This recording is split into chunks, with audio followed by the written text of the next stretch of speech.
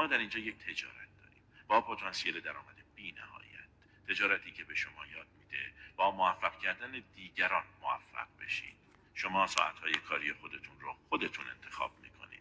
آدمایی که قراره با اونها کار کنید خودتون انتخاب میکنید. لازمه شروع این کار چیه؟ آیا پول زیادی میخواد؟ نه. این یک تجارت با سرمایه اولیه کمه. در آغاز وقت زیادی نمیخواد. این تجارتیه که در آغاز شما با 7 تا 10 ساعت در هفته آغاز میکنید. و نکته‌ای که من میخوام به شما بگم اینه که این یک برنامه 2 تا 4 سال است. خب برنامه 2 تا 4 ساله ما 7 تا 10 ساعت فعالیت در هفته داره و پول زیادی هم نمیخواد. خب پس چه چیزی لازم داره؟ این تجارت آرزو و رویا نیاز داره. و نکته‌ای که من میخوام به شما بگم اینه که این یک برنامه 2 تا 4 سال است. خب برنامه 2 تا 4 ساله ما 7 تا 10 ساعت فعالیت در هفته داره و پول زیادی هم نمیخواد. خب پس چه چیزی لازم داره؟ این تجارت آرزو و رویا نیاز داره. و نکته‌ای که من میخوام به شما بگم اینه که این یک برنامه 2 تا 4 سال است.